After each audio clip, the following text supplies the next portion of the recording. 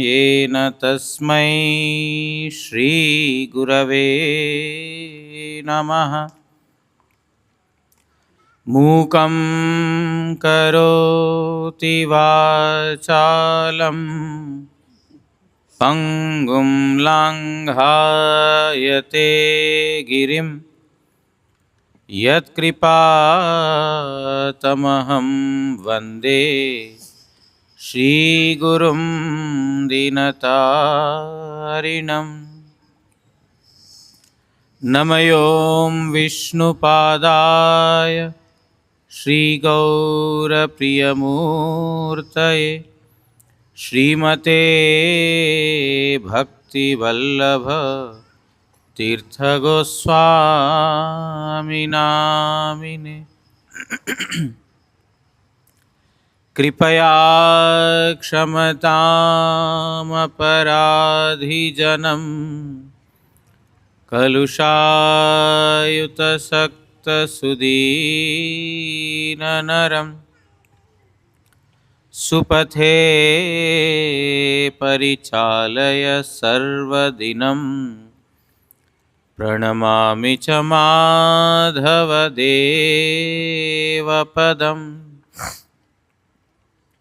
वाञ्छाकल्पतरुभ्यश्च कृपा सिन्धुभ्य एव च पतितानां पावनेभ्यो वैष्णवेभ्यो नमो नमः। नमो महावदान्याय कृष्णप्रेमप्रदायते कृष्णाय कृष्णचैतन्य नाम्ने गौरत्विषे नमः। तप्तकाञ्चन गौराङ्गी राधे वृन्दावनेश्वरी वृषभानुसुते देवी प्रणमामि हरिप्रिये।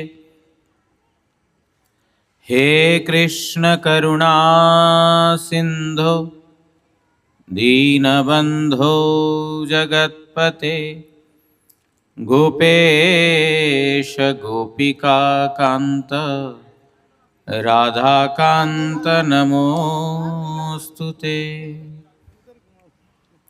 श्री कृष्ण चैतन्य प्रभु नित्यानंद श्री अद्वैत गदाधर श्रीवासादि गौर भक्त वृंद।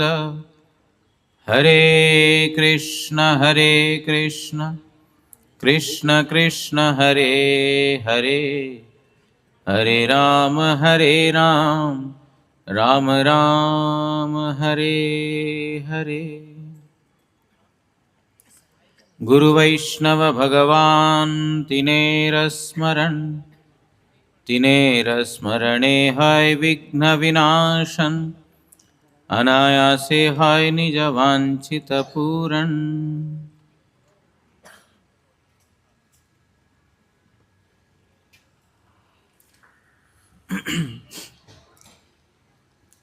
आज एक विशेष तिथि है। भगवान वराहदेव का आविर्भाव तिथि है।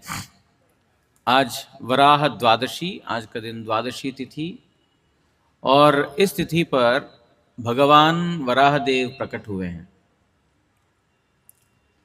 भगवान ने गीता में बताया, परित्राणाय साधूनां विनाशाय च दुष्कृतां धर्म संस्थापनार्थाय संभवामि युगे युगे। युग युगांतर जब जब आवश्यकता है तब मैं इस पृथ्वी पर अवतरित होता हूं। किस लिए? साधुओं को परित्राण करने के लिए। जो भगवान के भक्त हैं, सज्जन गण हैं, उनकी रक्षा के लिए, और जो दुष्कृति, जो साधुओं को तकलीफ देते हैं, कष्ट देते हैं, और भगवान का जो ये सृष्टि है, सृष्टि में नाना प्रकार का उपद्रव करते हैं,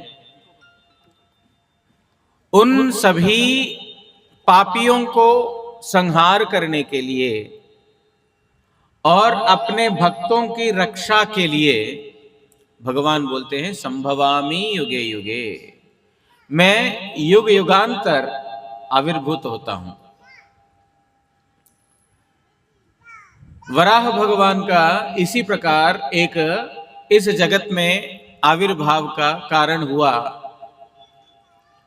पृथ्वी में सबसे पहले राक्षस था हिरण्याक्ष। हिरण्याक्ष और हिरण्यकशिपु दो भाई हैं, और हिरण्याक्ष जब देखा, थोड़ा इको कम कर सकते नहीं, जब देखा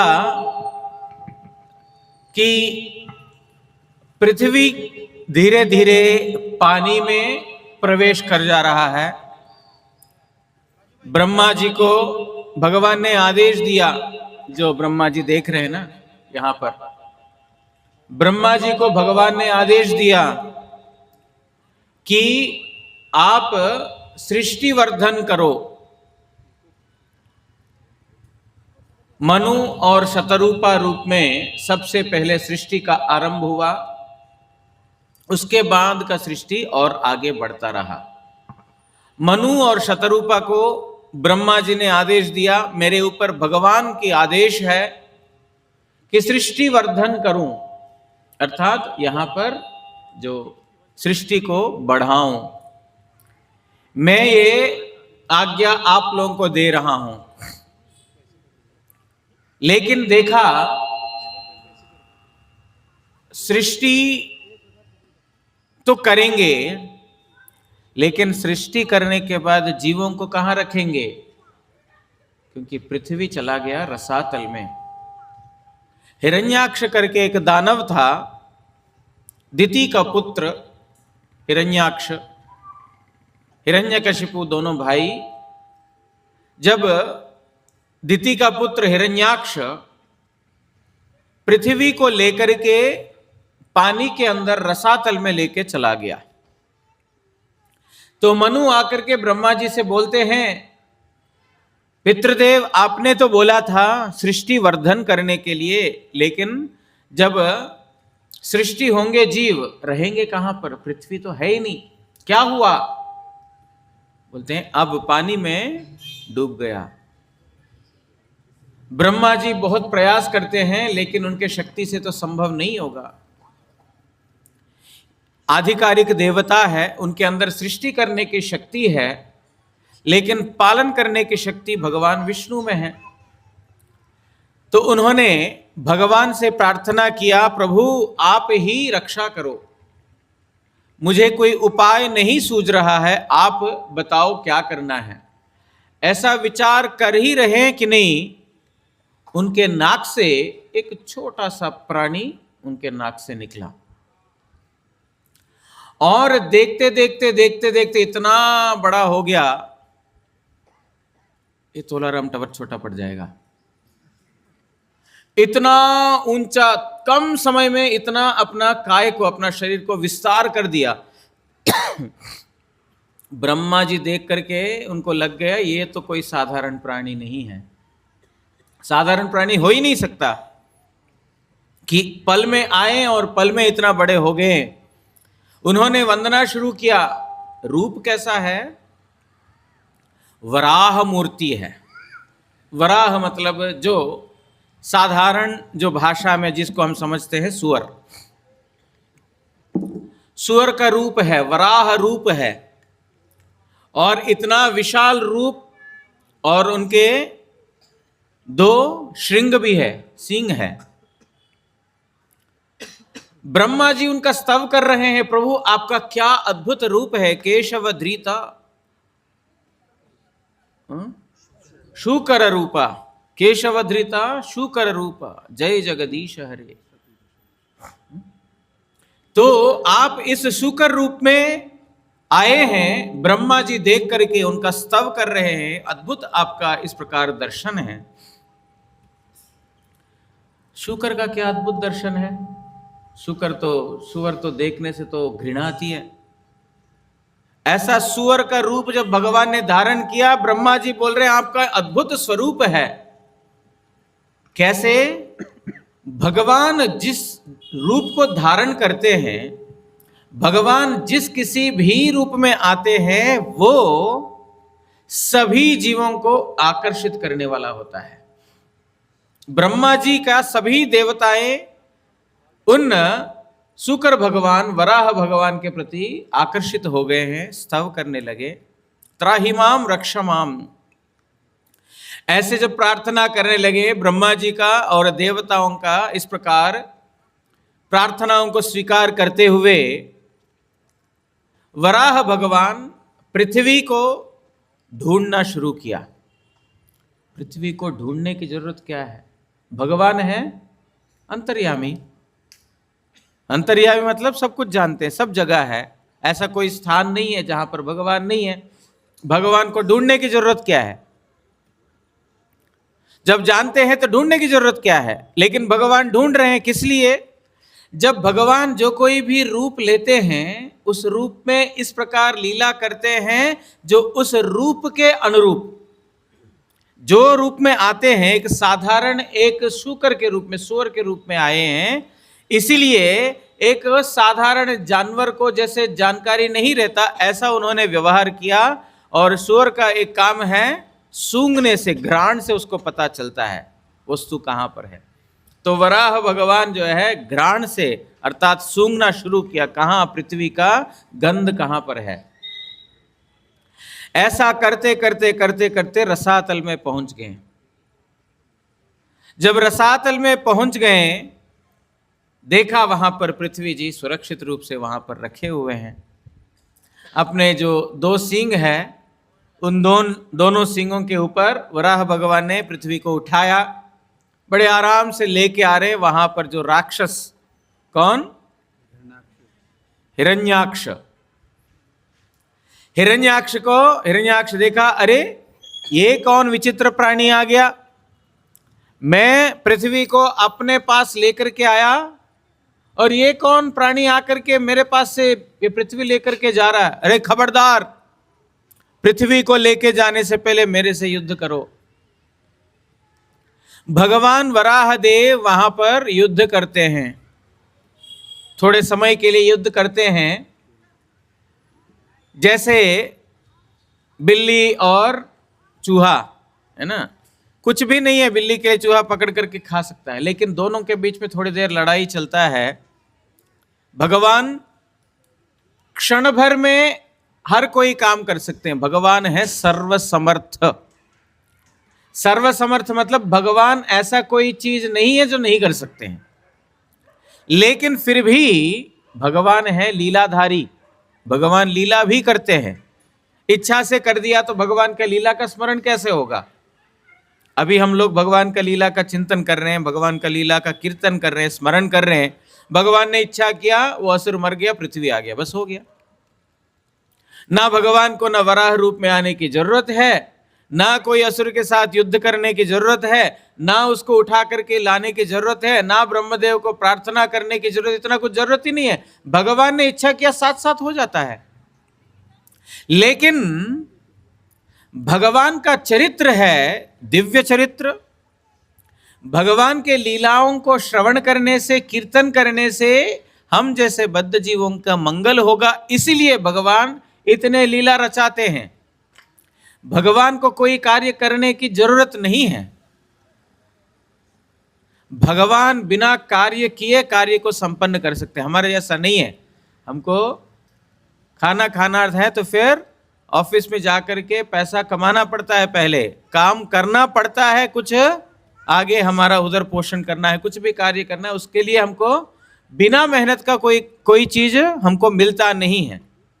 भगवान का ऐसा नहीं है, उनको कुछ परिश्रम करना पड़ेगा, मेहनत करना पड़ेगा। भगवान इच्छा शक्ति संपन्न, इच्छा करने मात्र से ही सब कुछ हो जाता है। लेकिन लीला इसीलिए करते हैं, हम जैसे जीव उनको उनका चरित्र वर्णना करके, उनके बारे में बोल करके, सुन करके, स्मरण करके हमारा कल्याण हो, मंगल हो। उनके साथ युद्ध किया, युद्ध करके जो हिरण्याक्ष है उसको वध कर दिया। वध करके पृथ्वी को जो पानी के ऊपर से लेकर के आए, उसके बाद जो पृथ्वी को पानी के ऊपर रख करके अपना यथास्थान उसको दे करके दोबारा ब्रह्मा जी इत्यादि के द्वारा स्तुत होकर के वो अपना नित्य धाम में चले जाते हैं। आज वो वराह भगवान का पुण्य प्रकट तिथि, आविर्भाव तिथि। भगवान का आविर्भाव इस जगत के वासियों को मंगल प्रदान करने के लिए।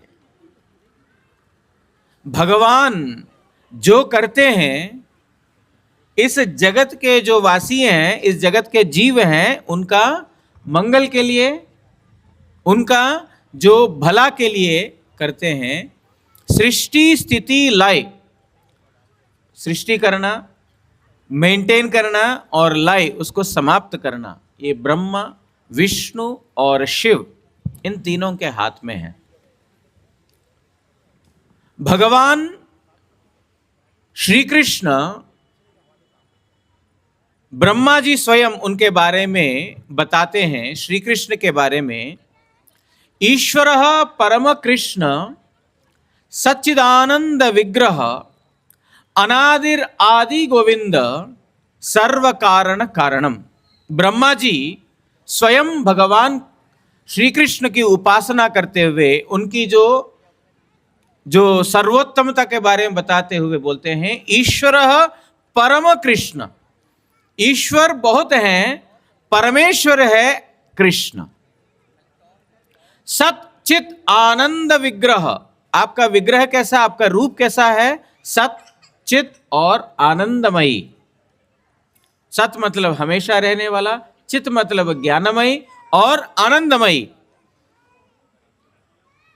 और अनादि, कृष्ण की कोई आदि नहीं है। अभी थोड़ी देर पहले ही हमारे प्रभु जी बोल रहे थे माइक में, आपके माता पिता कौन है? बोल देंगे। उनके माता पिता कौन है? बोल देंगे। उनके माता पिता कौन है? शायद बोल देंगे। यहाँ ऐसा हम अपने जो पूर्वजों का, जिस जो कुल में हमारा जन्म हुआ, हो सकता है हम एक लिमिट तक बोल पाएंगे, लेकिन देखा जाए हम सब लोग इस पृथ्वी पे जितने भी लोग हैं, सबके जो मूल में है ऋषि या मुनि। हमारा जो गोत्र है वो ऋषि के नाम से या तो मुनि के नाम से हमारा गोत्र है, क्योंकि ऋषि मुनियों का ही हम सब संतान हैं। जितने भी हैं, ऐसा कोई भी नहीं है जो वो ऋषि मुनि के संतान के बाहर है, क्योंकि भगवान ने ब्रह्मा जी को आदेश दिया, ब्रह्मा जी ने मनु को, मनु ने प्रजापतियों को, इस प्रकार प्रजापतियों ने ऋषि मुनि इत्यादि सब लोग के द्वारा इस पृथ्वी में जो जीवों का विस्तार हुआ है। इसलिए हम सब के आदि जो है कोई ना कोई ऋषि और ऋषि पत्नी है। उन ऋषियों के आदि कौन है? ब्रह्मा जी है। वो ब्रह्मा जी क्या बोल रहे हैं? आप सबके आदि हैं। जो हम सब, जिनको नहीं, मतलब जिनको हम परम पिता रूप में ब्रह्मा जी को जो जानते हैं, जिन ऋषि मुनियों का प्राकट्य या आविर्भाव जो ब्रह्मा जी से हुआ है, वो ब्रह्मा जी स्वयं बोल रहे हैं, अनादि आदि, आपकी कोई आदि नहीं है, लेकिन आप सबके आदि है। अर्थात हम सबके आदि कौन है? भगवान श्री कृष्ण। गोविंद आपका एक नाम है, गोविंद। और सर्व कारण कारणम, आप जितने भी कारण हैं सभी कारणों के एकमात्र कारण हैं। अर्थात भगवान श्री कृष्ण सभी के मूल में हैं, और भगवान का नाम करने से, भगवान की पूजा करने से, भगवान की आराधना करने से उनके नीचे जितने भी हैं सबका हो जाता है। जिस प्रकार घर में जो सबसे बड़ा व्यक्ति है उसको सम्मान करने से घर में जितने भी छोटे हैं सबका सम्मान अपने आप ही हो जाता है। छोटा बच्चा को प्यार किया और माता पिता को गाली दिया, उसको बोलते क्या? कपटता। ये कपट आचरण है। छोटे बच्चे को तो बहुत प्यार किया लेकिन माता पिता के प्रति कोई श्रद्धा नहीं है, अतः माता पिता के प्रति कोई उसके साथ कोई संबंध नहीं है और उनको उनके प्रति हमारा जो विद्वेष भावना है, तो वो प्यार नहीं है। लेकिन घर के जो सबसे बड़ा है, जो नाना है या दादा है, जो भी घर में है, दादाजी हैं या परदादाजी हैं, उनको सम्मान करते हैं, उनका बेटा का भी सम्मान हो जाता है, दादाजी का भी हो जाता है, और उनका बेटा अर्थात पिताजी का भी हो जाता है, और जितने भी माता और दादी जी जितने भी हैं सबका उनके अंदर ही सम्मान हो जाता है, क्योंकि जो सबसे रूट में है उनको सम्मान किया। इसी प्रकार भगवान श्री कृष्ण का सम्मान करने से, भगवान श्री कृष्ण की पूजा करने से सबका अपने आप ही सम्मानित हो जाता है। जो पराशर ऋषि वेदव्यास मुनि के पिता, जिनका नाम है पराशर ऋषि, उन्होंने भगवान किसको बोलते हैं इस विषय में बताया। मुझे कितने समय तक बोलना है? 10-15 मिनट बस।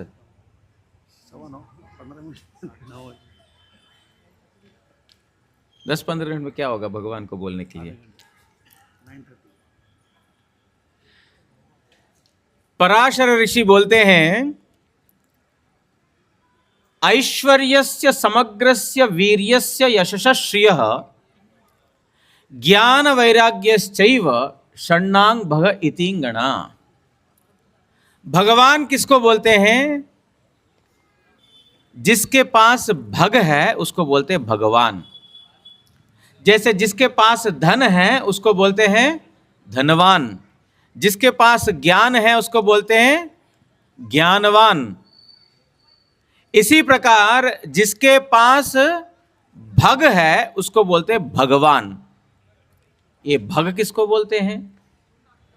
पराशर ऋषि बोलते हैं भग किसको बोलते हैं? ऐश्वर्यस्य समग्रस्य वीर्यस्य यशसः श्रिय ज्ञान वैराग्य। भग मतलब होता है 6 उसके अंदर गुण। समग्र ऐश्वर्य, all property, all opulences, all wealth, समग्र ऐश्वर्य।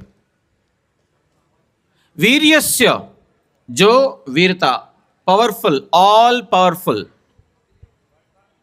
वो भग का अर्थ होता है ऑल वेल्दी और ऑल पावरफुल। यशसः, ऑल नोइंग, मतलब फेमस, जो यश, जिसकी कीर्ति सब जगह व्याप्त है। श्रिय, जिसका सौंदर्य अत्यद्भुत है। और ज्ञान, जिसका ज्ञान संपूर्ण है। और वैराग्य, साथ साथ जो पूर्ण रूप से वैरागी है, वैराग्य है। ये 6 जिसके अंदर है वो है भगवान। इस जगत में कोई अपने आप को भगवान घोषित करते हैं? मैं प्रार्थना करता हूं हमारे पूर्व ऋषि मुनि ने जो बताया ये 6 लक्षण उसमें है कि नहीं पहले देख लीजिए। आप ऐसे आलतू फालतू भगवान के चक्कर में प्लीज मत पड़िए। बहुत सारे अपने आप को भगवान घोषित करने वाले लोग बहुत हैं। कल की अवतार भी आ गया, अभी तक 2-3 बार हो चुका है, और 2-3 लोग कारागार में भी जा चुके हैं, है ना। 2-3 लोगों ने अपने आप को कल की अवतार बोला और बाद में 2 साल 3 साल 5 साल 10 साल चला कल की अवतार, उसके बाद जो है जो कृष्ण जन्मस्थान में चला गया। ऐसा भगवान को आप लोग भरोसा मत कीजिए। इसलिए शास्त्र का ज्ञान बहुत ज्यादा जरूरी है। ऐश्वर्य, जिसके पास संपूर्ण ऐश्वर्य है, जो भीख मंगाव नहीं है, जो लोगों के दान के ऊपर निर्भर नहीं है, अपने आप को बड़ा भगवान मानता है, लेकिन जब तक भीड़ पैसा नहीं देती है तब तक उसके पास पैसा नहीं है, वो भगवान नहीं है। भगवान का ऐश्वर्य कैसा है? श्रीमद् भगवद गीता आप लोग अध्ययन करते हैं तो उसमें बताते हैं, अथवा बहुनैतेन किं ज्ञातेन तवार्जुन विष्टव्याहम इदम कृत्स्न एकांशेन स्थितो जगत। हे अर्जुन, मैं अपना ऐश्वर्य के बारे में मैं तुमको क्या बताऊं? ये जो पृथ्वी पे जितने भी तुम देख रहे हो, सिर्फ पृथ्वी नहीं, जो बहुत सारे ब्रह्मांड है, एक ब्रह्मांड नहीं, बहुत अनंत कोटि ब्रह्मांड है, उस ब्रह्मांड में एक हिस्सा है ये पृथ्वी। जो सरसों के दाना होते हैं ना, सरसों के दाना जो देखते हैं बहुत सारे इकट्ठा हो गए, हर एक ब्रह्मांड विष्णु के लोमकूप से एक एक ब्रह्मांड निकल रहा है। जो स्वेट पोर्स होते हैं ना, उसमें से एक एक ब्रह्मांड निकल रहा है, और जैसा लगता है कि जो सरसों के दाना के अनंत ब्रह्मांड है। विष्णु बोल रहे हैं, कृष्ण बोल रहे हैं कि ये जो जितने भी देख रहे हो, जितने ब्रह्मांड है, हे अर्जुन, ये मेरा पूरा विस्तार का 1/4 भाग है, 1/4 ऑफ माई टोटल क्रिएशन।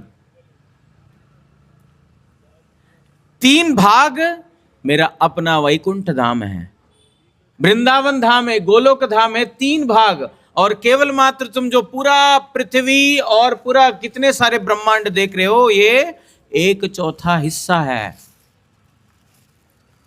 जिसकी सृष्टि है उसका तो ना सब कुछ, जिसने बनाया उसका ही तो सब कुछ है। ये ऐसा कोई भी चीज नहीं है जो हमने बनाया। बॉम्बे में हम अभी आते समय बात कर रहे हैं, प्रॉपर्टी का बहुत वैल्यू है। ये प्रॉपर्टी किसका है? बीएमसी का है ना? बीएमसी का प्रॉपर्टी है, या तो एमएमआरडीए का प्रॉपर्टी है, या तो सिडको का प्रॉपर्टी है। प्रॉपर्टी जो बॉम्बे में है इन लोगों का है। अब सिडको का फॉर्मेशन कितने साल पहले हुआ होगा? कुछ 20, 25, 30, 50, मेरे को तो पता नहीं है, लेकिन आप लोगों को पता होगा। बीएमसी का कितने साल पहले फॉर्मेशन हुआ, उसके बाद उसका प्रॉपर्टी। उससे पहले किसका था? ब्रिटिश जो है साम्राज्य में यहां पर थे, उनका था। लेकिन क्या उनका था? नहीं, उससे पहले ही था। वो जब आए बोले ये मेरा है, वो चले गए, बीएमसी बोला मेरा है। बीएमसी से हमने खरीदा, मैं बोलता हूं मेरा है। वास्तविकता में ये कोई भी प्रॉपर्टी हमारा हम साथ में लेकर के नहीं आए, और ना ही ये इसमें से कोई भी प्रॉपर्टी हमारा साथ जाएगा। आप ये नहीं बोल सकते पूरा जीवन में मेहनत करके करोड़ों रुपए कमा करके मैंने ये लैंड खरीदा है, अब नाइंसाफी है कि मेरे मृत्यु के समय मेरे साथ नहीं जाएगा। तो वो कोई नाइंसाफी नहीं है, क्यों? था ही नहीं आपका। ये ना पृथ्वी आपका था, ना जो जितने भी हम पेड़ में फल फूल इत्यादि देखते हैं, ये सब कुछ भगवान का ही दिया हुआ है। बाहर बैठ करके हमको पंखे का जरूरत नहीं पड़ा, हवा खा रहे हैं, ये भगवान का दिया हुआ है। ऐसा किसी ने नहीं बनाया। ये जो भी प्रॉपर्टी है, ये शरीर भगवान का दिया हुआ है। जिसको हम अपना समझते हैं, ये भी भगवान का दिया हुआ प्रॉपर्टी है। और ये शरीर को चलाने वाला जो आत्मा है, ये भी भगवान का प्रॉपर्टी है। अर्थात अगर हम बोलते हैं केवल ये प्रॉपर्टी मेरा है, ये सारा प्रॉपर्टी भगवान का है। लेकिन वो भगवान बोलते हैं सारा प्रॉपर्टी मिला करके भी मेरा 1/4 भाग है। 4 भाग में 1 भाग है, 3 भाग अलग है। अर्थात भगवान का ऐश्वर्य क्या होगा? अगर हम में से कोई बोले नहीं जी, हम जब तक मंदिर में पैसा नहीं देते हैं भगवान का भी नहीं चलता, ठाकुर जी को भी दान देना पड़ेगा तभी तो मंदिर चलता है, इस प्रकार का अगर कोई सोचे, ये बहुत भूल धारणा है। क्योंकि ये संपत्ति है किसका? है भगवान का। मैं अगर बोलूं मैं दे रहा हूं, बहुत सारे लोग बोलते हैं मंदिर में दान किया। दान होता है दूसरों के ऊपर एहसान करना, भगवान के ऊपर कोई एहसान नहीं कर सकता। मंदिर में कोई दान नहीं दे सकता, मंदिर में सेवा कर सकते हैं। हमारे मंदिर में लिखा रहता है सेवा पात्र, दान पात्र नहीं लिखा रहता है। कुछ कुछ मंदिरों में लिखते हैं दान पात्र, दान पात्र नहीं। भगवान को दान कौन दे सकता है? भगवान दान दिया तभी तो हम खा रहे हैं। उन भगवान को कौन दान दे सकता है? माता पिता को अगर बच्चा बोले मैं तुम्हारा पालन पोषण कर रहा हूं तो मूर्खता है, उसको समझ में नहीं आया। माता पिता हमारा पालन पोषण कर रहे हैं, माता पिता को कोई बच्चा दान नहीं दे सकता है। भगवान इसी प्रकार सब कुछ उनका दिया हुआ है। भगवान का दिया हुआ हम भगवान को समर्पित कर सकते हैं। समर्पित करने से किसका मंगल है? भगवान का, खुद का। बोलते गंगा से गंगा की पूजा। ठाकुर जी के पास जाते हैं, 10 रुपए की माला खरीद करके जाते हैं। मैंने 10 रुपए की माला दिया, फूल किसने दिया? सबसे पहले ये बताओ, ऐसा क्या चीज हमने सृष्टि करके भगवान को दे दिया है कि कुछ अलग है, भगवान के पास नहीं था? फूल किसने बनाया? भगवान नहीं तो बनाया। अर्थात ऐसा कोई भी प्रॉपर्टी नहीं है जो भगवान से बाहर हो, जो भगवान को हम दे सकते हैं। मैं अक्सर एक उदाहरण बताता हूं कि एक छोटा सा बच्चा है, उस बच्चे को अपने माता पिता कुछ पॉकेट मनी देते हैं। बेटा उसको हर महीने 100 रुपए, पहले के जमाने में, अभी तो दिन में देना पड़ता है 100 रुपए, तो जो भी पॉकेट मनी है वो दिया। वो पॉकेट मनी को इकट्ठा किया और बच्चे ने इतना बुद्धि लगाया कि अगला महीना पापा का बर्थडे है। पापा का बर्थडे है तो फिर बच्चे का दिमाग में आया कि पापा के लिए कुछ गिफ्ट खरीद के दूंगा। उसने उसके पास जो पैसा है उससे कुछ गिफ्ट खरीद करके पापा को दिया। पैसा किसका? पापा का ही तो पैसा है। उसने तो कोई कमाई नहीं किया, उसका तो कोई मनी है ही नहीं। वो पापा ने जो पॉकेट मनी दिया उसी को उसने यूज किया। लेकिन क्या पापा उससे रुष्ट हो जाते हैं? मैंने दिया हुआ पैसा तो मेरे को क्या दिखा रहा है, जा, ऐसा बोलेगा? बेटा बहुत अच्छा किया, तुम तो बहुत अच्छा गुड बॉय हो।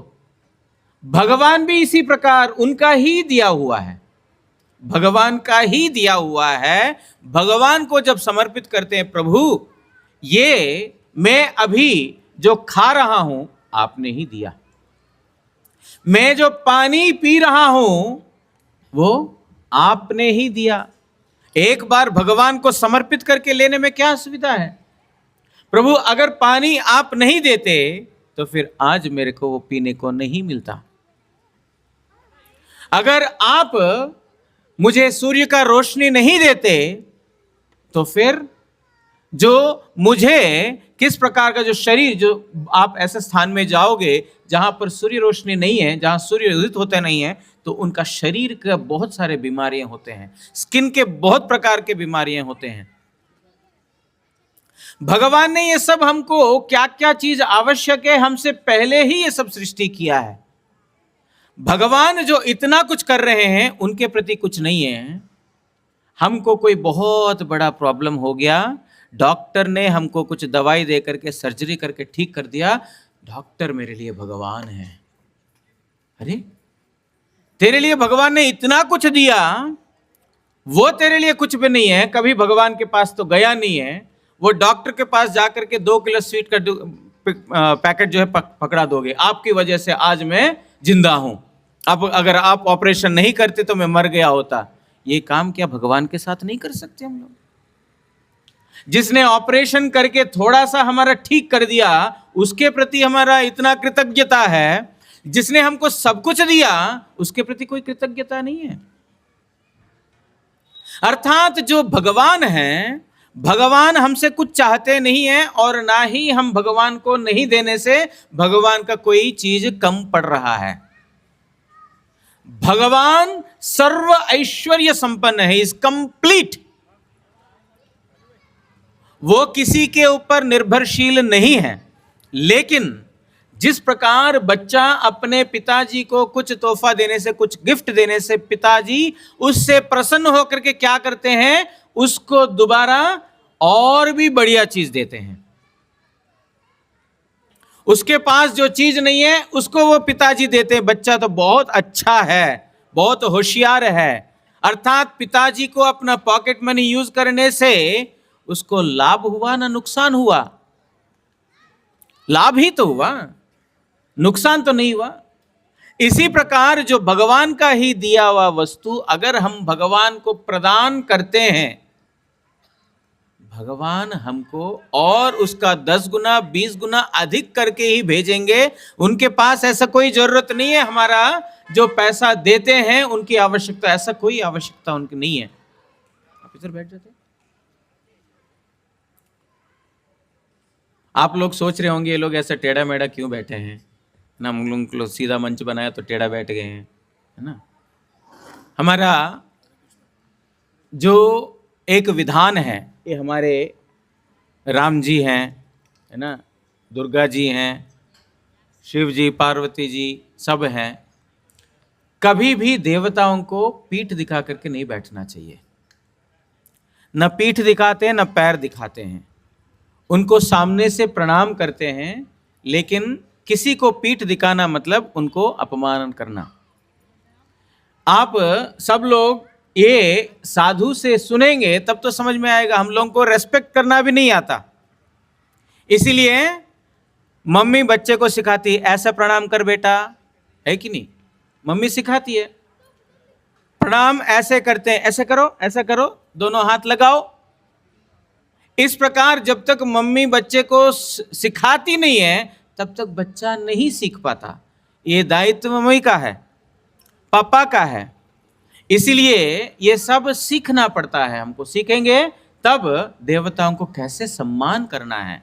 उनको आरती दिखा दिया, ठीक है, अच्छा किया, लेकिन जो अपने लोगों को पीठ नहीं दिखाते तो ठाकुर जी को कैसे पीठ दिखाएंगे, है ना। ये ऐसा नहीं करना चाहिए।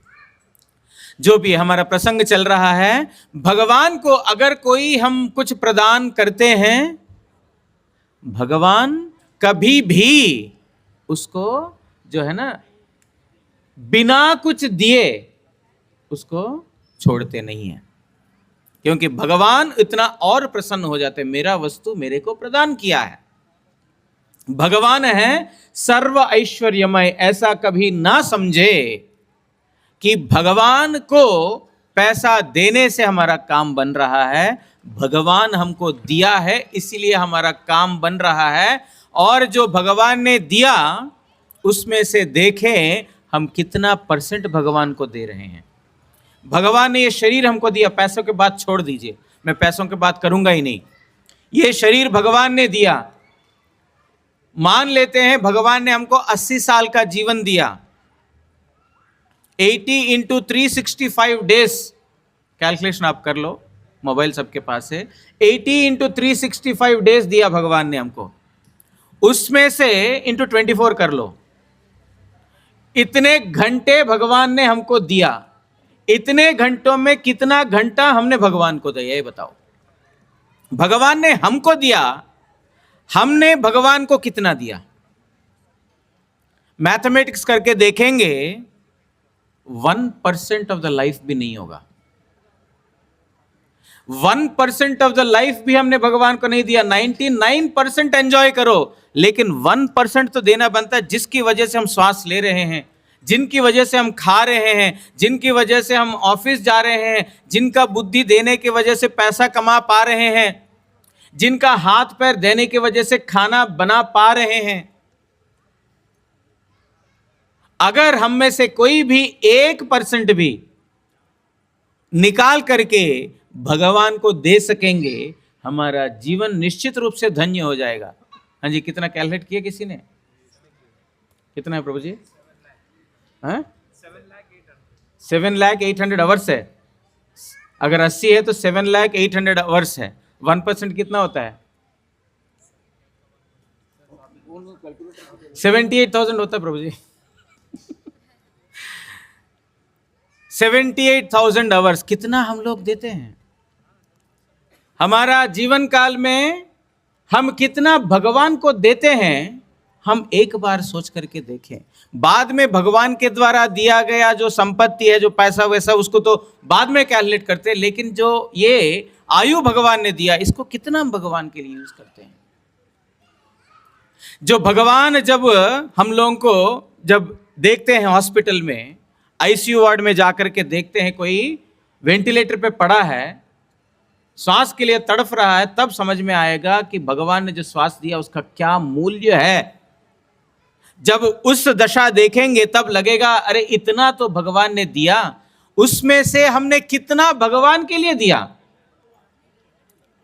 वो श्वास जो भगवान के नाम के बगैर निकल रहा है, वो श्वास चला गया वृथा, और जो चला गया दोबारा नहीं आएगा। किसी का यहाँ पर 20 है, किसी का 30 है, किसी का 40, किसी का 50, किसी का 60, जो भी अपना अपना उम्र है, जितने श्वास चले गए हैं सबका श्वास का एक हिसाब होता है। इतने श्वास होता है एक जीवन काल, और वो इतने श्वास खत्म हो गया तो फिर जीवन खत्म हो गया। उसमें से कितने श्वास हमारे वृथा चले गए, और उसमें से कोई एक भी वापस नहीं आएगा। बुद्धिमान वही होगा जो चला गया गया, चलो ठीक है, अब अफसोस करके तो कोई फायदा है ही नहीं, अफसोस करके अभी फायदा नहीं है। जो बचा है उसी को यूज करें, वही बुद्धिमान व्यक्ति है। T20 मैच देखते हैं यहां पे लोग? देखते हैं? नहीं देखते हैं? नहीं देखते तो अच्छा है, सभी देखते हैं। माता लोग शायद नहीं देखते होंगे, माता लोग सीरियल देखते होंगे ना। हाँ जी।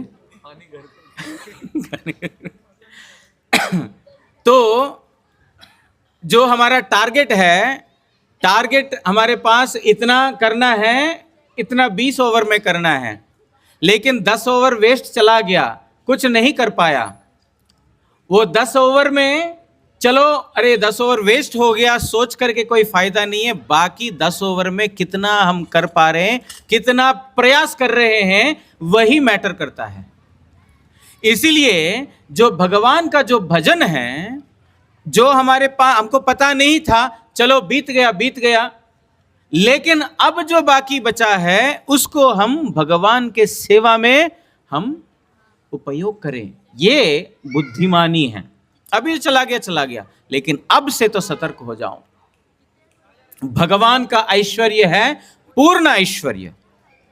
चिंतामणि प्रकर सत्मसु कल्प वृक्ष, लक्षाव्रतेषु सुरभिरभिपालयन्तम, लक्ष्मी सहस्र शत संभ्रम सेव्यमानम, गोविंदम आदि पुरुषम तमहम भजामि। भगवान के बारे में बता रहे हैं, भगवत धाम के बारे में बता रहे हैं। हम अभी तक हमने सिर्फ इस जगत के बारे में हमने विचार किया है। भगवान का जो अनंत ऐश्वर्य में से एक भाग, 4 भाग में से एक भाग पृथ्वी या ब्रह्मांड, इस ब्रह्मांड के बारे में हमने अभी तक विचार किया।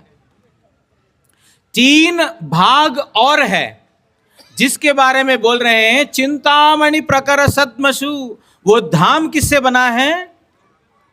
आप 5 मिनट और ध्यान दीजिए, उसके बाद आप लोग प्रसाद पा सकते हैं। 5 मिनट और ध्यान दीजिए, क्योंकि अभी 6 भगवान के लक्षण बोला, अभी एक लक्षण भी पूरा नहीं हुआ है ना।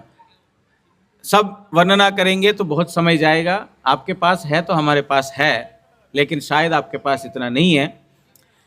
एक ही गुण के बारे में पूर्ण रूप से श्रवण करने का प्रयास करेंगे, ताकि भगवान किसको बोलते हैं ये हम समझ पाएंगे, और आगे कहीं ऐसा फालतू भगवान के जो चक्कर में ना पड़े। तो एक भाग भगवान का जो अनंत ऐश्वर्य का एक भाग ये ब्रह्मांड है, उसके बारे में हमने अभी तक विचार किया। भगवान का जो 3 भाग का जो ऐश्वर्य है उसके बारे में बोल रहे हैं, चिंतामणि प्रकर सद्मसु।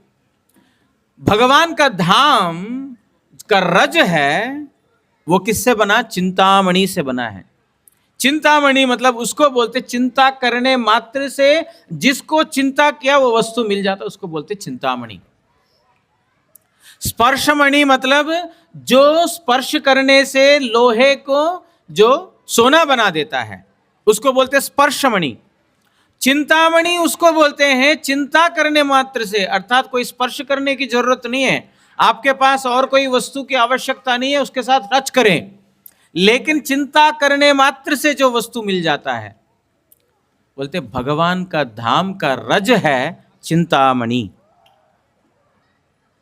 क्योंकि जिस देश के बारे में हमारा जानकारी नहीं है, हमको सुन के ही पता चलेगा। अभी तो टीवी हो गया, हम अमेरिका में क्या है, इंडोनेशिया में क्या है, जापान में क्या है देख सकते हैं, लेकिन पहले श्रुति के माध्यम से ही संभव होता था। अमेरिका में इतना बड़ा टावर होता है, इधर इतना टावर होता है, और ऐसा वहां पर लोग रहते हैं। ये सब श्रुति के द्वारा, कर्णों के द्वारा, जो इस जगत के बाहर जो वस्तु है उसको कर्णों के द्वारा ही समझ सकते हैं साधु के मुख से।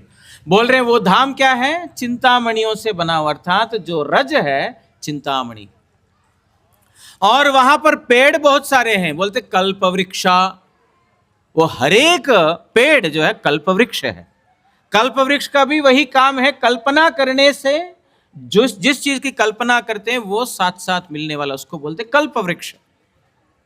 चिंतामणि प्रकर सद्मसु कल्पवृक्ष, वहां पर कल्पवृक्ष है।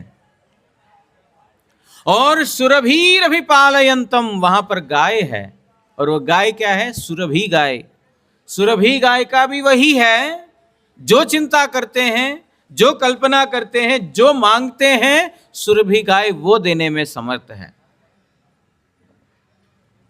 चिंतामणि प्रकर सद्मसु कल्पवृक्ष लक्षावृतेषु सुरभिरभिपालयन्तम। बोल रहे हैं 1 2 4 5 सुरभि गाय नहीं है, लक्षावृतेषु लाखों लाखों सुरभि गाय है।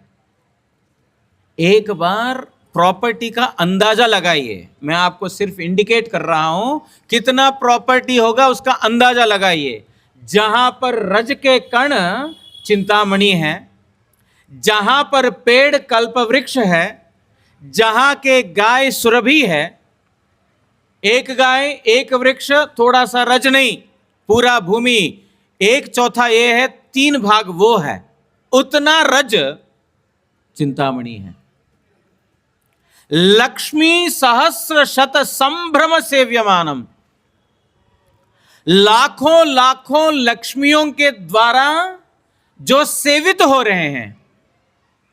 हमारे दुकान में इस कोने में लक्ष्मी को रखते हैं, उस कोने में लक्ष्मी को रखते हैं, इस कोने में लक्ष्मी को रखते हैं, उस कोने में, चारों कोने में लक्ष्मी देवी को रखते, ताकि लक्ष्मी देवी हर कोने से बरसाए, कनक वृष्टि हो, सोने का जो बारिश हो, उसके लिए हम दुकान में चारों साइड से लगा देते हैं। लेकिन वो लक्ष्मी सहस्र शत संभ्रम सेव्यमानम, जिन नारायण की सेवा कर रही है, कैसे, कितने सारे, सहस्र शत, लाखों लाखों लक्ष्मियां वहां पर एक एक वैकुंठ धाम में हैं।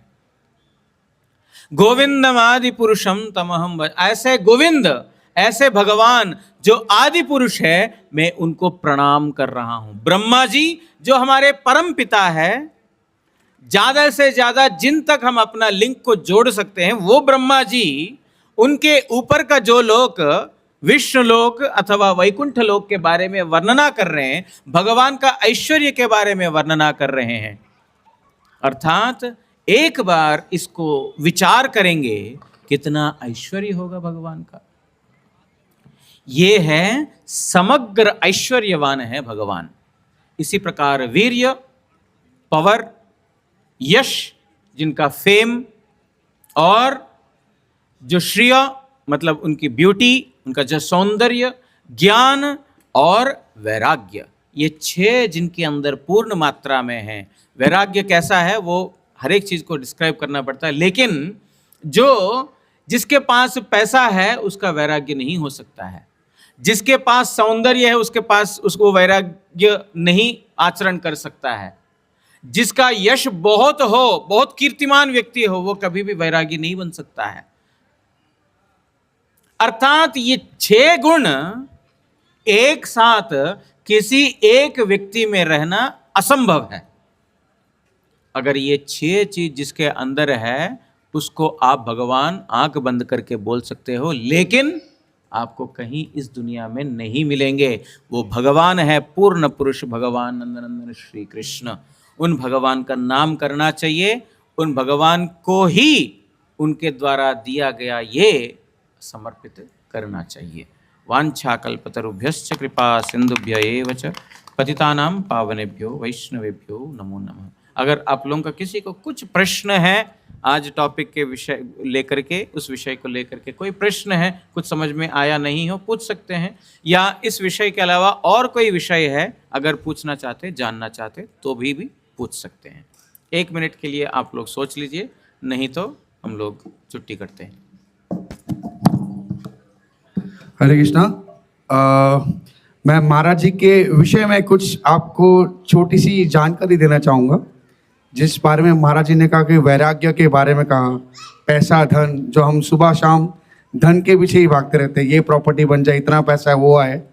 तो महाराज जी का जो वैराग्य भाव रहा है उनके जीवन में, मैं मेरे गुरु भाई प्रहलाद प्रभु जी से कहूँगा कि 2 मिनट महाराज जी के बारे में आप सबको बता दें, फिर उसके बाद हम हरिनाम संकीर्तन करेंगे, नित्य कीर्तन करेंगे, और जिसके लिए सब वेट करें पीछे प्रसाद के लिए, then we'll all have the prasadam. Hare Krishna.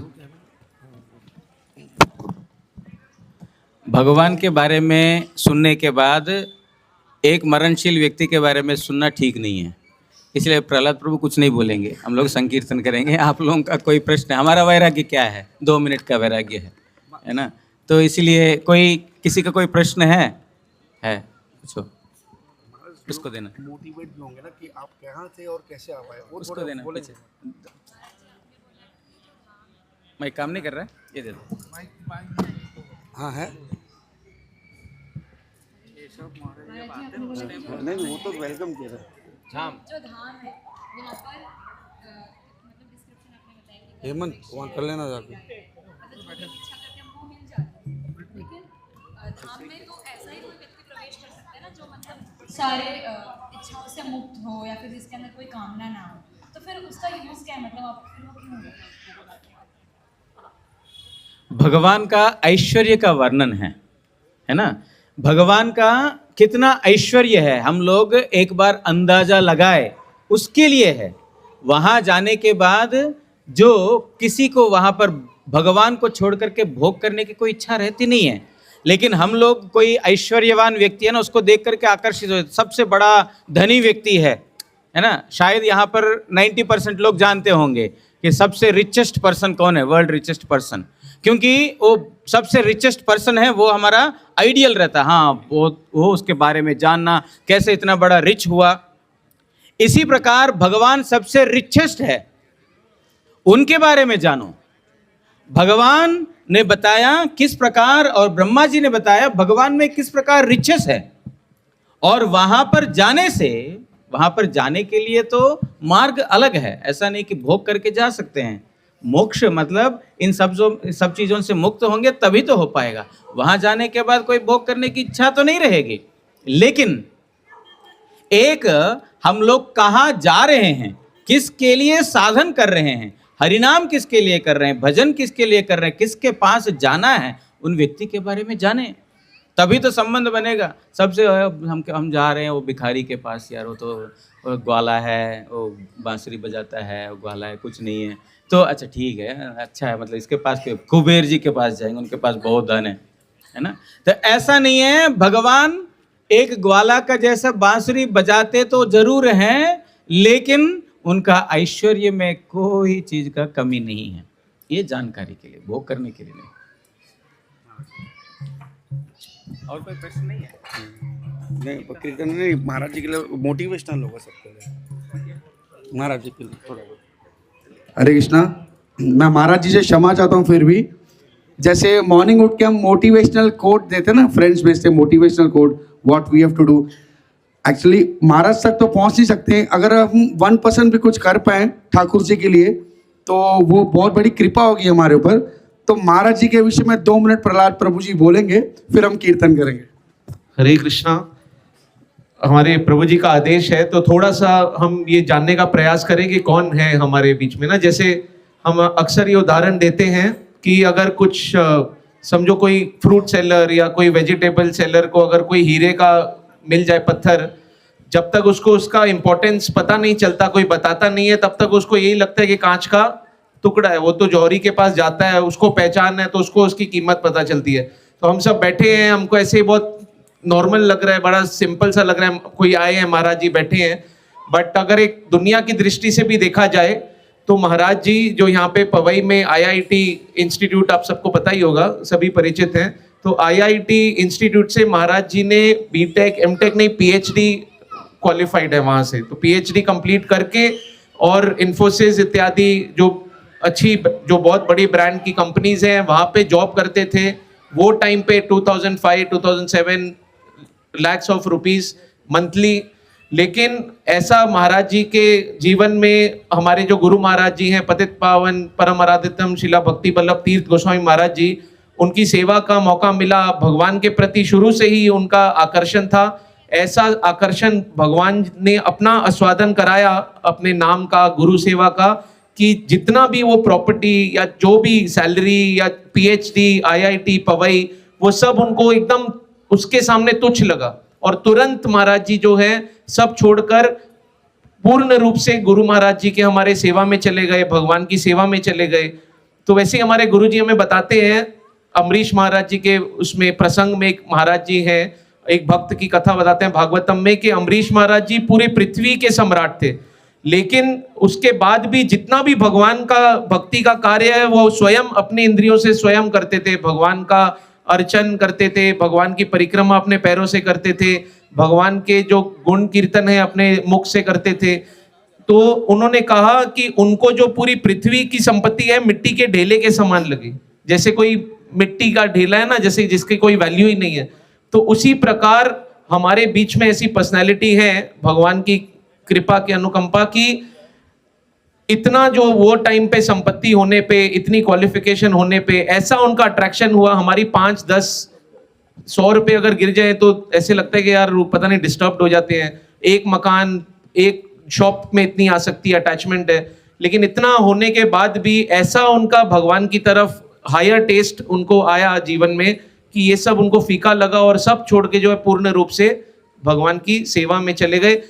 हमारे गुरु महाराज जी कहते हैं कि भगवान जैसे भगवान में गुणों के खान है, भगवान गुणों की मणि है, वैसे ही जितने गुण भगवान में हैं, भगवान के जो भक्त जन हैं उनमें भी उतने ही गुण आते हैं। तो उसी प्रकार से हम जो है ऐसे साधु का दर्शन करने से, ऐसे साधुओं को प्रणाम करके उनका आशीर्वाद पाने से, जितना हमारा इस दुनिया में आसक्ति है और वो दुनिया में हमारा जो इतना अभी स्वाद नहीं आया, वो एकदम उल्टा हो जाएगा। हमें भी वो भगवान के जो भक्ति का कार्य है, सेवा का कार्य, उसमें ज्यादा रुचि आने लग जाएगी, इंटरेस्ट आएगा और इस दुनिया की अटैचमेंट कम होगी। बोलो पतित पावन शिला गुरु महाराज की।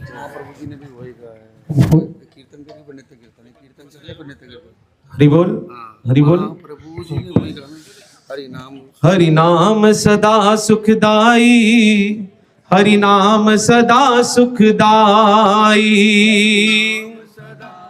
सभी बोलिए साथ में, हरि नाम सदा सुखदाई, ओ हरि नाम सदा सुखदाई, हरि नाम सदा सुखदाई, हरि नाम सदा सुखदाई, हरि नाम सदा सुखदाई। ओ बोलो बोलो मेरे भाई, बोलो बोलो मेरे भाई, हाँ बोलो बोलो मेरे भाई, बोलो बोलो वो तेरा पैसा लगे ना पाई, हरि नाम सदा सुखदाई। वो तेरा पैसा लगे ना पाई, हरि नाम सदा सुखदाई। ओ हरि नाम सदा सुखदाई, हरि नाम सदा सुखदाई, ओ हरि नाम सदा सुखदाई, हरि नाम सदा सुखदाई। ओ सब संतों ने, सब ग्रंथों ने, सब संतों ने, सब ग्रंथों ने, हाँ सब संतों ने, सब ग्रंथों ने, सब संतों ने, सब ग्रंथों ने, हाँ सब संतों ने, सब ग्रंथों ने, संतों ने, सब ग्रंथों ने, अरे यही बात बतलाई, हरि नाम सदा सुखदाई। यही बात दोहराई, हरि नाम सदा सुखदाई। ओ हरि नाम सदा सुखदाई, हरि नाम सदा सुखदाई। ओ हरि नाम सदा सुखदाई, हरि नाम सदा सुखदाई। जप लो कृष्ण मुरार, जप लो कृष्ण मुरार, ओ जप लो कृष्ण मुरार, जप लो कृष्ण मुरार। यही है तेरे जीवन का सार, यही है तेरे जीवन का सार, यही है तेरे जीवन का सार, यही है तेरे जीवन का सार। वो तेरी यही है नेक कमाई, हरि नाम सदा सुखदाई।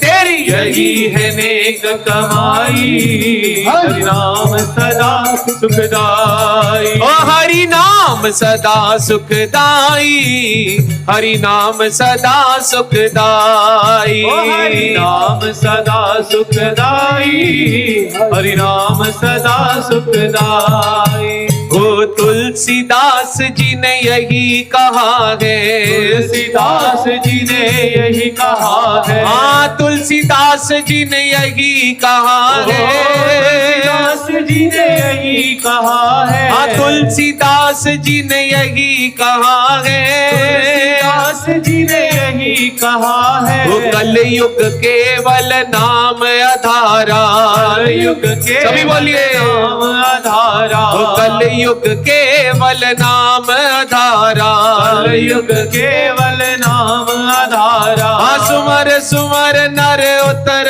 ही पारा, सुमर नर उतर ही पारा, हाँ सुमर सुमर नर उतर ही पारा, सुमर नर उतर ही वो पारा। तेरा पैसा लगे ना पाई, हरि नाम सदा सुखदाई। तेरा पैसा लगे ना पाई, हरि नाम सदा सुखदाई। देखो सब तालियों की सेवा साथ में कीजिए।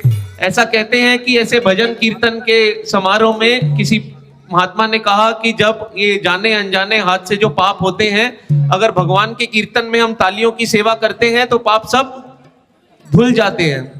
वहां पर एक समझदार व्यक्ति बैठा था, उसने एक और सवाल कर लिया। कहते हैं जो पाप धुल के जाते हैं वो जाते कहाँ हैं? तो कहते हैं जो तालियां नहीं बजा रहे होते वहां उनके पास चले जाते हैं। तो आप सभी से प्रार्थना है, बाकियों का मत लेके जाइए, अपना छोड़ के जाइए। सभी मिलकर एक साथ हरि नाम सदा सुखदाई, हरि नाम सदा सुखदाई, हरि नाम सदा सुखदाई, हरि नाम सदा सुखदाई। ओ शिव शंभू जी ने यही कहा है, शिव शंभू जी ने यही कहा है, हाँ भोलेनाथ जी ने यही कहा है, भोलेनाथ जी ने यही कहा है, हाँ भोलेनाथ जी ने यही कहा है, भोलेनाथ जी ने यही कहा है। उमा कहूँ मैं अनुभव अपना, कहूँ तुम्हें अनुभव अपना, उमा कहूँ मैं अनुभव अपना, कहूँ मैं अनुभव अपना। वो सत्य हरि भजन जगत सब सपना, सत्य हरि भजन जगत सब सपना, हाँ सत्य हरि भजन जगत सब सपना, हरि भजन जगत सब ओ सपना। ना देर करो मेरे भाई, हरि नाम सदा सुखदाई। ना देर करो मेरे भाई, हरि नाम सदा सुखदाई। जय जय जय जय हरि नाम सदा सुखदाई, हरि नाम सदा सुखदाई, हरि नाम सदा सुखदाई, हरि नाम सदा सुखदाई। और गुरु नानक जी ने यही कहा है, गुरु नानक जी ने यही कहा है। देखो ऐसे नहीं कि गौड़िया मठ वाले आए माला लेकर और बोल रहे हैं हरि नाम करो, ये तो बिल्कुल अपनी बातें कर रहे हैं। बाकी तो ये बोलते हैं, इसीलिए आपको प्रमाण दे रहे हैं। हर एक संत ने, हर एक महात्माओं ने, हर एक ग्रंथों में यही बताया है, क्या? हरि नाम सदा सुखदाई। यहाँ पर कलयुग में केवल एक सरल और उत्तम तरीका है भगवान को पाने का, और वो है हरि नाम। गुरु नानक जी ने भी यही कहा है।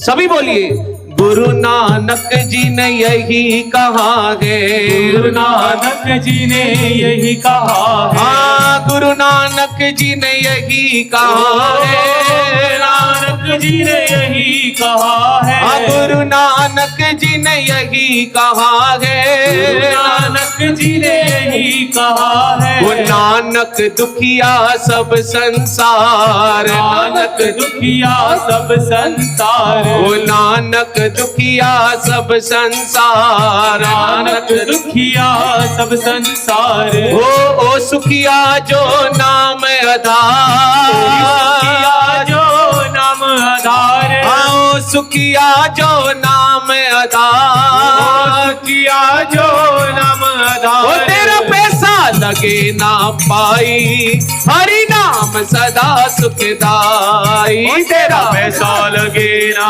पाई, हरि नाम सभी बोलिए, सुखदाई। हरि नाम सदा सुखदाई, हरि नाम सदा सुखदाई, हरि नाम सदा सुखदाई, हरि नाम सदा सुखदाई। ओ हरे कृष्णा कृष्णा कृष्णा हरे हरे, हरे राम राम राम हरे हरे, हरे कृष्णा कृष्णा कृष्णा हरे हरे, हरे राम राम राम हरे हरे। ओ हरे कृष्णा कृष्णा कृष्णा हरे हरे, हरे राम राम राम हरे हरे। हरे कृष्णा कृष्णा कृष्णा हरे हरे, हरे राम राम राम हरे हरे। हम ये जानना चाहते हैं कि इतना तुलसीदास जी हमारे जो शिवजी महाराज हैं, उनकी बात सुनने के बाद, गुरु नानक देव जी की बात सुनने के बाद, कोई इसको प्रैक्टिस में लेके आ रहा है, नहीं लेके आ रहा है, तो अभी माइक में नहीं बोलेंगे। आपकी आवाज ऐसे जोर से हरिनाम करना कि शिवजी महाराज को भी पता चल जाए वहां बैठ के कि हाँ भाई मेरे को रिस्पेक्ट करते हैं, मैं जो बोल रहा हूँ वो फॉलो करते हैं। सभी मिलकर हरे कृष्णा कृष्णा कृष्णा हरे हरे, हरे राम राम राम हरे। बोलो हरे कृष्णा कृष्णा हरे अरे भैया जोर से। हरे राम हरे हरे। अगर कोई ऐसा यहाँ पे एक व्यक्ति आ जाए ना, पूरे चेंबूर में नहीं, रोड पे, और अनाउंस कर दे कि जो भी महामंत्र हरे कृष्णा महामंत्र करेगा उसको 5-5 हजार पे मिलेंगे, तो आप ऐसे बोलेंगे माइक भी फेल हो जाएगा। तो महाराज उनके लिए भी बोलो कितना हमारा पालन पोषण कर रहे हैं। सभी मिलकर हरे कृष्णा कृष्णा कृष्णा हरे हरे, हरे राम राम राम हरे हरे। हरे कृष्णा कृष्णा कृष्णा हरे हरे, हरे राम ओ हरे कृष्णा कृष्णा कृष्णा हरे हरे, हरे राम राम राम हरे। बोलो हरे कृष्णा हरे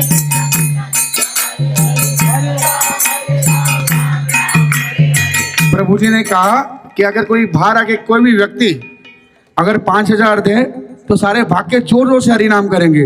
अभी 5,000 से क्या होगा, अभी तो मोर खपे ना, मतलब ज्यादा पैसा है ना, लाख से भी काम नहीं, करोड़ों चाहिए। अगर लाखों करोड़ों भी चाहिए ना, तो भगवान को प्रसन्न करने के लिए जोर से नाम लो, कल लॉटरी लग जाएगी। जो काम आपका नहीं बन रहा था ना, वो कल अवश्य बन जाएगा। कैसे बनेगा? हरि नाम करने, जोर से उच्चारण करने के लिए, बिना माइक के प्रभु जी बोलेंगे हरे कृष्णा कृष्णा कृष्णा हरे हरे, हरे राम राम राम। जोर से हरे कृष्णा हरे क्या बात। हरे हरे राम राम हरे कृष्णा कृष्णा कृष्णा हरे हरे, हरे राम राम राम हरे हरे।